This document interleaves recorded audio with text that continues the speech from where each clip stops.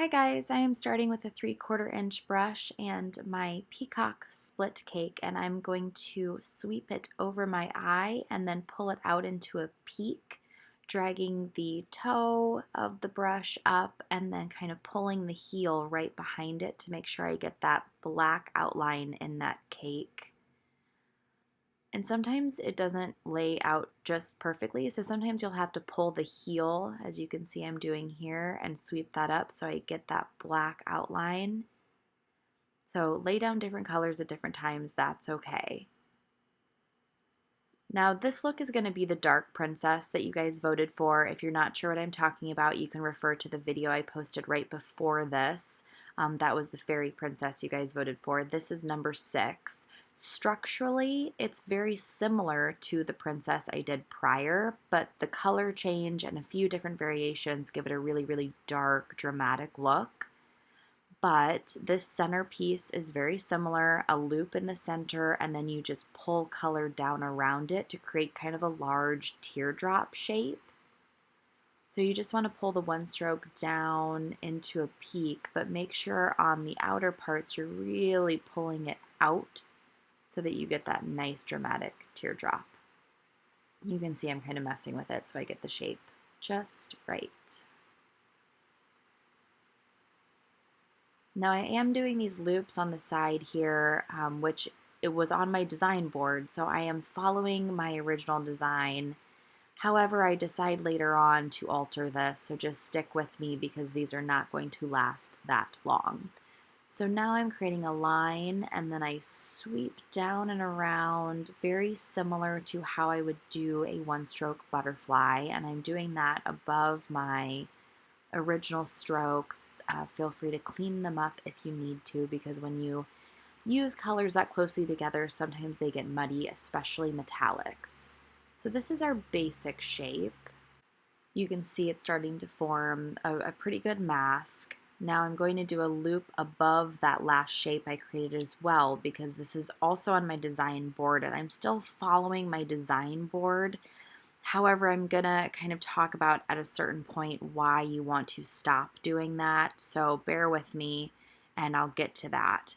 Now I am gonna pull that color down from the toe of my brush, that bright turquoise, into the corner of my eye and just kind of pat it out because I do want this to be a really dramatic look and this really helps with the drama. I'm going to spray a dauber and use one of my new stencils from the face painting shop, which I will list the number below.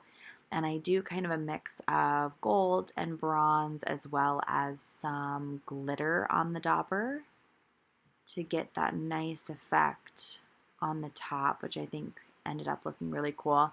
Now I'm just going to take a number 6 low Cornell brush loaded nicely with some Diamond Effects black.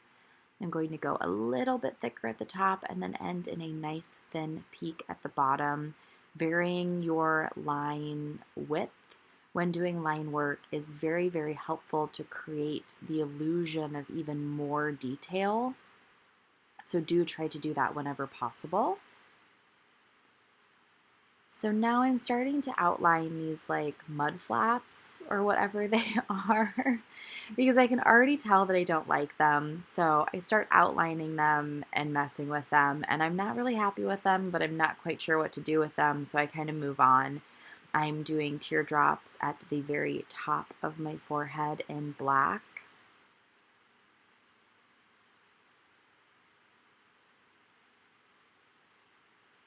And then I start pulling some of the tiny little scallop details that were in my design board as well down around that centerpiece, hoping that it's all going to come together.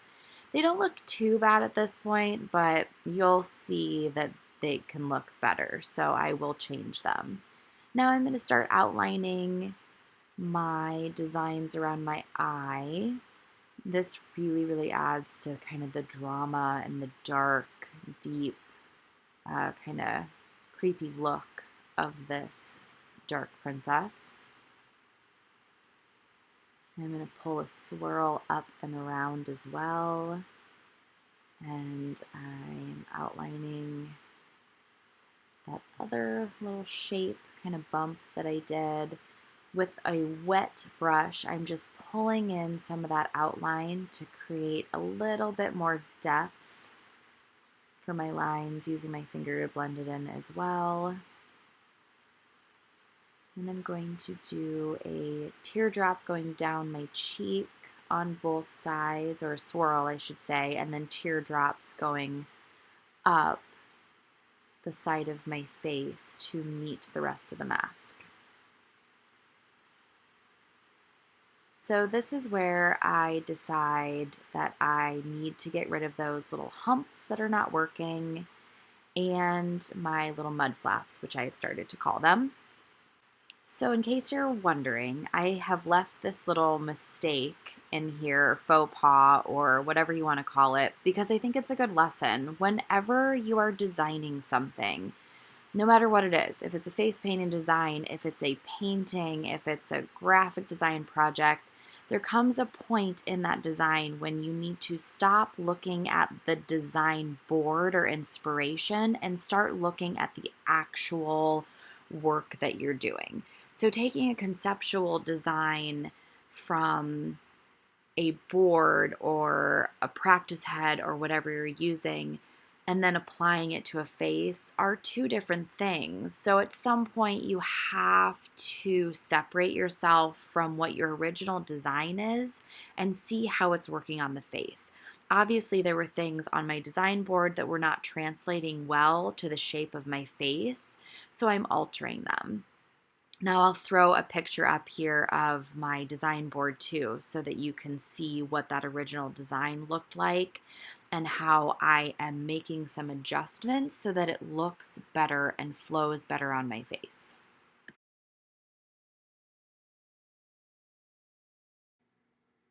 So now I am just finishing up my black line work, and I am pulling those lines from the outer corner down as eyeliner and then just pulling them down into kind of the tear duct of the corner of my eye.